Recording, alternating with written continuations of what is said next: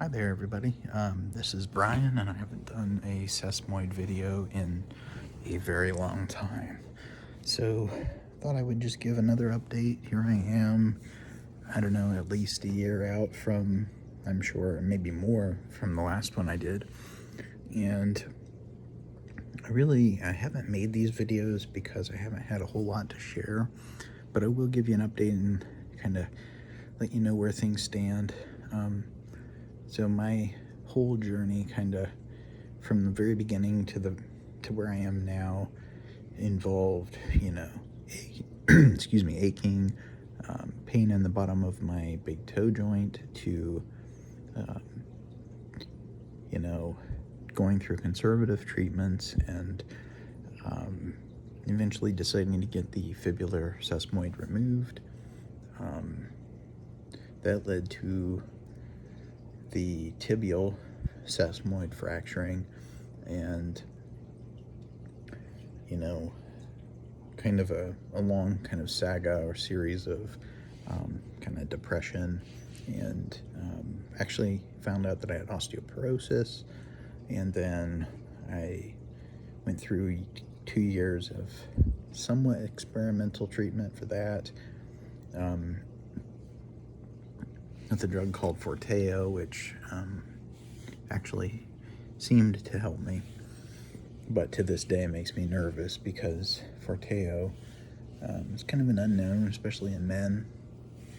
You can take it for 2 years, and then it does increase your bone density, which is good, but there's just a lot of weird stuff with those kind of medications. They can have almost scary side effects. So hopefully everything will be fine with all that. But as far as the sesamoid goes, I think maybe it's probably the best time to just show you the foot. Frankly, it doesn't look much different than the last video that I did. And but I would say in general, my pain is less. I'm able to walk around pretty much normally. I will say to this day, probably because of the scar tissue being at the bottom of my foot, that I'm always aware of it. I mean, I think, I explained this in one of my other videos, but, the whole idea of, the fact that you're taking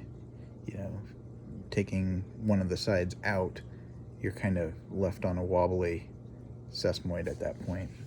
And well, of course, that one broke for me, so. But that feeling, and the fact that, like, where the bone was is a scar tissue, and it's hard, it's a scar tissue, and it's a deep scar, because they cut all the way, through the muscle, and so, yeah, it's definitely, I don't think it'll ever be, like, if you're thinking about this and maybe stumbling on it and watching this video first, it's probably my worst video, frankly, as far as, like, information to share goes, but, if you're looking for, like, some reassurance that you can have the surgery and, you'll be back where you were before, I'm not the right one to watch for that. My story is definitely definitely not normal, but with limited activity, you can get through life thinking about it minimally. So let me show you the foot. Hopefully you can see it okay, and I apologize because my feet might be a little dirty. So, kind of interesting right now. I don't know why it's red. It's not usually red. I don't know what's up with that, actually. It's not like it's, like, hurting or anything, but I don't know if that's just dirt. I guess I should have looked at that before I started this video. But the interesting thing is, it definitely goes along the scar tissue. So that incision was like an S right there. And when I touch it, it's hard. I mean, it's hard. So, the idea of walking, and my feet are super soft. I know some people have like calloused feet and everything from their childhoods, and that's not me. Anyway, let me show you. Let's pull back here so you can see. So I did videos way back when I was first starting this, where I could get some pain by pulling. So here, I'm gonna try to push the other ones down so you can see, like, get a little discomfort like right in between, where it kind of pulls right in between down there. But I'm not getting too much pain like through the joint or anything. One of the spots that I had the most pain with for the longest time, even before the surgery, was right above the fibula. So if you look, it's kind of right at that big toe joint. And I would be able to, like, kind of see if you can see this. You kind of squeeze, like if you grab hold and kind of squeeze from the top and the bottom, and it kind of you get in between that joint. Doing that, especially like up here, I would have like creaking, cracking, and a lot of pain in there. And it's actually pretty not bad right now. So now doing this, actually getting a little pain like up in this joint, and I'm sure that's partly because, I walk funny on it. It did kind of permanently change my gait. So, here we are in post-COVID. I'm in Ohio in the US, so what's life been like the last year? This is part of why I didn't make the video earlier, is because, I don't get out much. I do. I'm an IT support person, manager, kind of jack of all trades at a local company here, but they went complete work at home 7 months ago, back in March, and haven't been back in a building since. So, what that means for my sesamoid is it's getting a big rest. I don't get out much. I'm always on this, I have to have a thick carpet in our house, and I don't really walk on hard surfaces. I can say, though, the few times that I've gone out like barefoot with my daughter, I don't go far, but maybe in the garage or something. One day, I was feeling good, and then you will feel good until you overdo it. Went out there, and I kind of had to stand on my toes for something. And, standing on your toes barefoot after a sesamoid operation, or at least like my sesamoid operation where things went all weird, I was hurting for a couple of days after that. So, if I were to,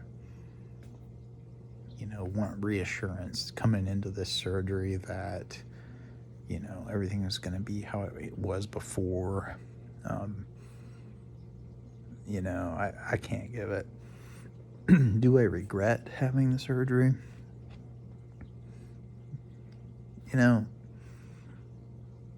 I sometimes do, but it honestly, even with all the weirdness, like, I feel like in life, sometimes you're just supposed to do something. And I tell people where I work, I don't believe in coincidences. And, I don't know, for anybody watching this, I'm not sure what your beliefs are. Some people believe in predestination. Some people believe in complete free choice. I don't really know what I believe, but I think that I don't believe in coincidence. Now, does that mean there's no free will, or does that mean that things are predestined? I'm not so sure. But I could see where, whether you call it different scenarios or different dimensions or whatever you choose to call it, pathways. There's so many pathways in life that you could choose, regardless of whether it's with a surgery or, something else. And you think about it. Think about the time you made a decision to do something. And, not something like making a sandwich, but something relatively big that, changed the course of your life. And for me, having the sesamoiditis that started all this, for years I walked on it, hurt. It really got bad towards the end because it was actually hurting me to have the blanket on my, you're laying in bed, you got the blanket over you, and the weight of the blanket, even just a normal blanket, like nothing heavy, pulls, sits on top of your big toe and it pulls down. And that actually really hurt towards the end there. And so some of the things that, some of the positive aspects of all this, I make this choice to get the sesamoid removed, and I make this big dramatic series of videos, and I look back on it now, I see this a little dramatic. This is just YouTube, and that's how it works. But what went well? What did you learn? This is stuff that, these are good things in life, just any kind of retrospective. And well, for me, with modified walking, I can walk pretty decent now without pain. The right shoe wear, yeah, I can pull it off. Now, if I overdo it, or I go outside like a dummy and stand on my tiptoes, bare feet on the concrete, I'm gonna hurt. But, the idea that I could have no pain some of the time, that's better than where I was at. So, I think that's good.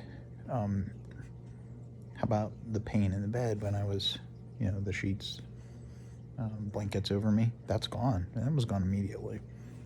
So, I would have never thought that sesamoid pain on the bottom of your foot could cause pain from when there's weight on the tiptoes, but it did. That was gone. So that's a positive. So, now the negatives. I think the doctor could have done a better job. I think he probably was a little negligent in, this is under the bridge. I'm not going to do anything about it. But, the tibial breaking in the recovery period, I'll go to my grave thinking about that with a little bit of a, little look, a little, what was that all about? I don't think it was my fault, but maybe it was. Who knows? Life is such that you make choices and you live with the outcomes. And, so, then I found out I had osteoporosis. For God's sake, the time I was, when I started making these videos, it was years ago. And so here I am, 37, in theory, cured of it. And when I started these videos, I didn't even know I had it. And, it's hard to say. Was that something that I would have just had and never known and no problem? Did I waste a bunch of time and money on these treatments for it? I don't know. But I do know I would have wanted to know. And so I think for that reason, that's another reason why I did the right thing by having the surgery. And,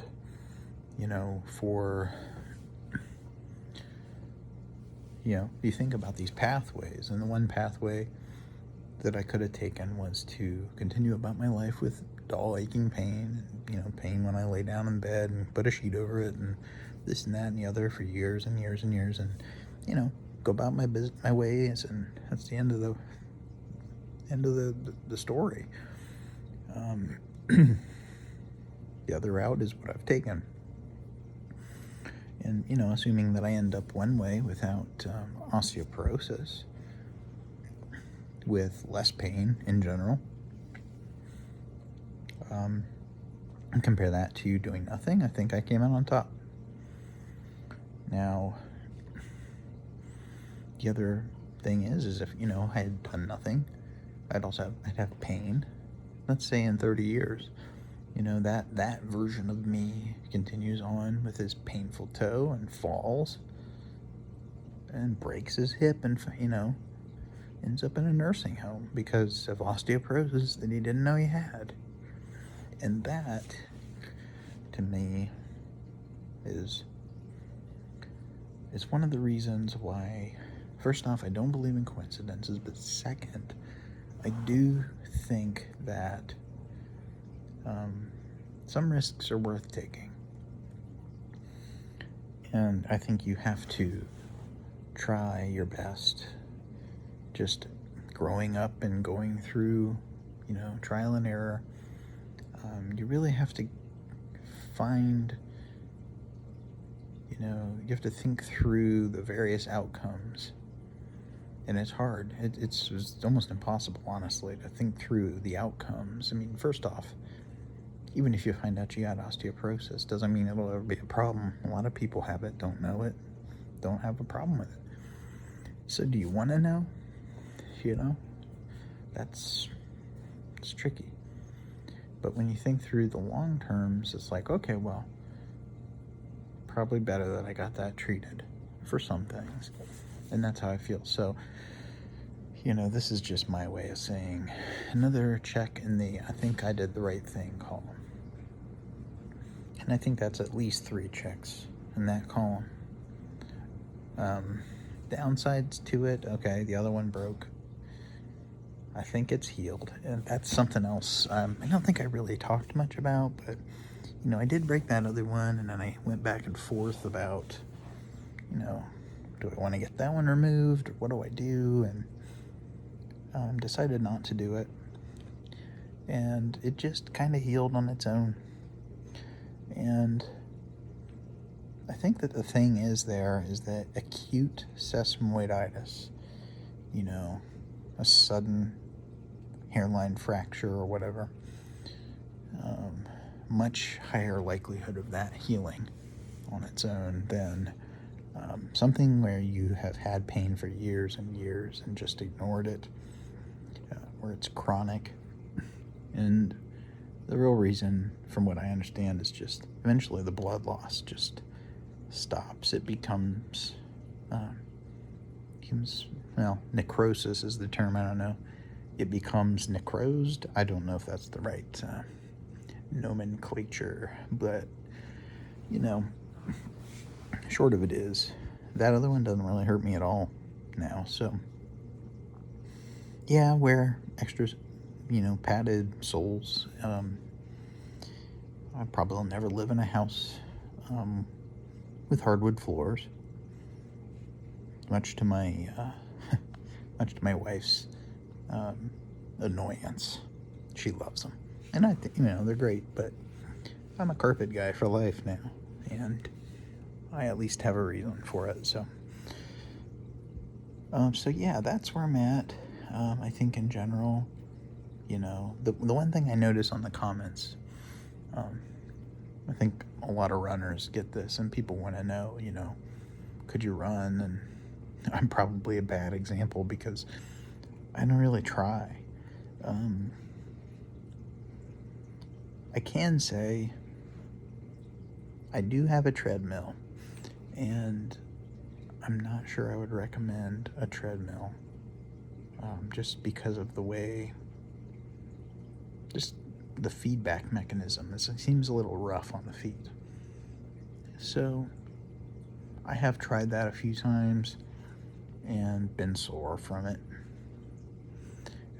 You also got to understand, I have like really flat feet, and I've got just, I don't know, I'm a kind of a mess. So probably not the best example, but I can tell you, I don't think running is in the cards post sesamoidectomy. And I'm on Facebook groups. I see that people do it. It always blows my mind. I suppose that some of that just comes down to mind over matter. And, if you're really wanting to do it, man, it'd probably be different. You probably put up with more and you probably get there. I despise running, so I'm just not the best example for that. But so here I am a couple years later, and do I regret it? I think that this is my moment to say no. I don't regret the surgery. I stand by my decision to do it. I do think that I'm better off than I was before I started. It took much longer to get there than I hoped. And, well, shoot, it's been, 5 years? Been quite a journey with it. But, so yeah, I think that this will be, unless something changes, this will be my last sesamoid video. But I figured I would do one more, just to kind of pull things together and give people some idea, what do I think after this journey? And I think overall, I'd say get it done. Wait till you're sure. And I think most of us who need surgeries, we kind of know. But do give it time to try to heal on its own. Not a crazy amount of time, but 6 months, yeah, that's reasonable. Because that would totally be better. I mean, now that I know, because my other one has healed, we're watching a guy who has gone through a chronic sesamoiditis episode and an acute, both on the same toe. And, having the tibial heal, I don't notice that there's anything different from when I was born. So obviously that's the preferred outcome. Let your body do it itself. But if it's dragging on for a year plus, and you try like around a conservative, I don't know. Why wait? Get it done. Get to healing. I don't know. I think about this, and obviously I'm no medical professional, but I do feel like I have some experience in reading about this stuff, and YouTube is a really good place for these kind of journeys. And so, I hope that these videos have helped folks out there. If something changes, or if I get requests for more, I'll certainly do it. Most part, I've changed the kind of the tone and topic of my channel a bit since I've kind of run out of medical things, back to, since I'm at home all the time, just my setup and progression of my marine reef tank. And but that doesn't mean I won't have another surgical woe along the way. But I sure hope it's not sesamoid related, because I don't have many left, at least on that foot. So we shall see. If you have questions or things that you'd like to know about this whole experience, let me know. I'll surely answer, give you my thoughts.